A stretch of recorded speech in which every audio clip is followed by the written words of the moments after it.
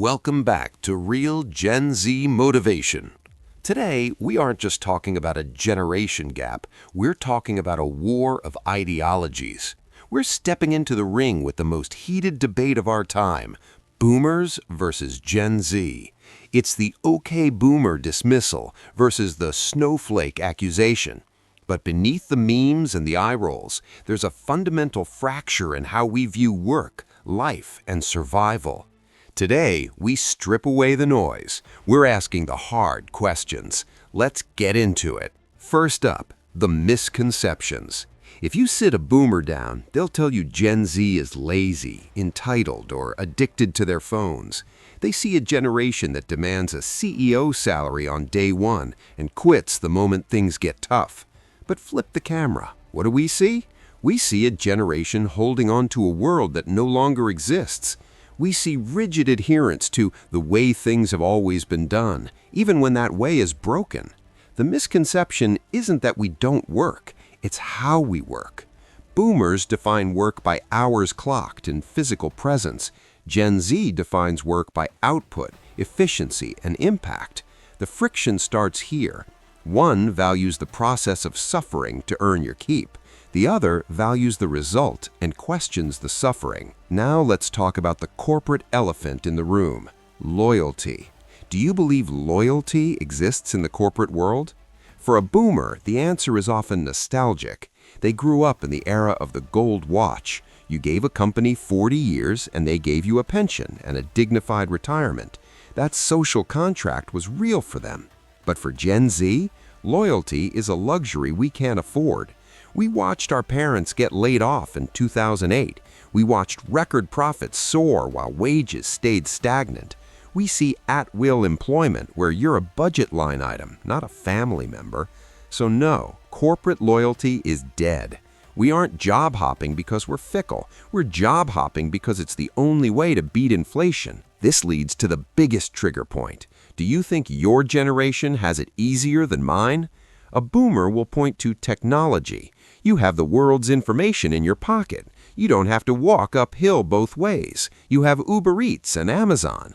And physically, maybe. But economically, let's look at the data. When boomers were buying their first homes, the price-to-income ratio was manageable. A summer job could pay for college tuition. Today, we're navigating a housing crisis where rent eats 50% of our income and student loans are a mortgage without a house attached to it. We have it easier in convenience, but infinitely harder in stability. We're running on a treadmill that's moving twice as fast for half the reward. So what is the responsibility here? Do companies owe their employees anything beyond a paycheck? The old school mentality says, no, you work, I pay, we go home. It's transactional. But Gen Z has flipped the script. We spend 1/3 of our lives at work. If that environment destroys our mental health, exploits our time, and offers no growth, the paycheck isn't enough. We believe companies owe us humanity.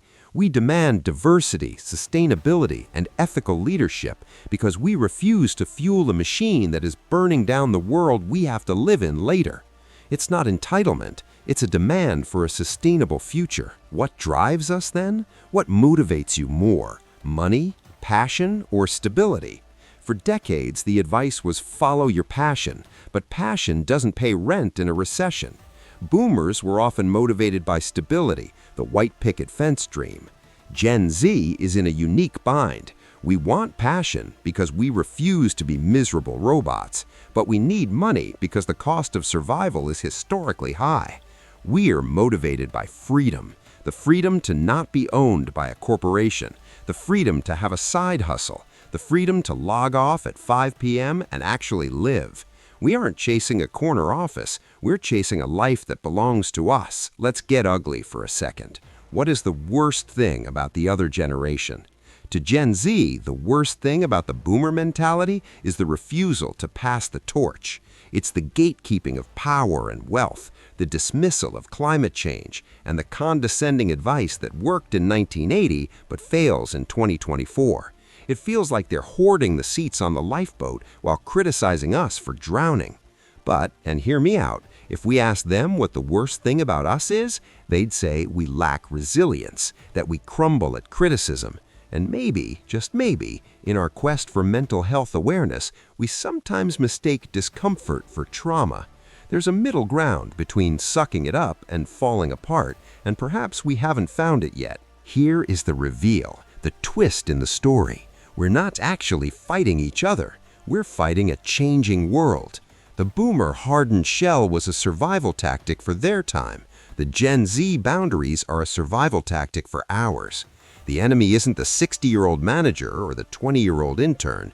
The enemy is a system that tries to pit us against one another so we don't look at the real issues: wage disparity, the loss of community, and the commodification of human life. The world is changing, and Gen Z is at the helm. We don't need to hate the past to build the future, but we do need to learn from it. We have the power to redefine success, not just for us, but for the generations coming after us. Let's build a world where loyalty is earned, mental health is prioritized, and a paycheck buys you a life, not just survival. If you're ready to rewrite the rules and claim your future, smash that subscribe button for real Gen Z motivation. Don't forget to hit the bell icon, because the old world is sleeping, but we're just waking up.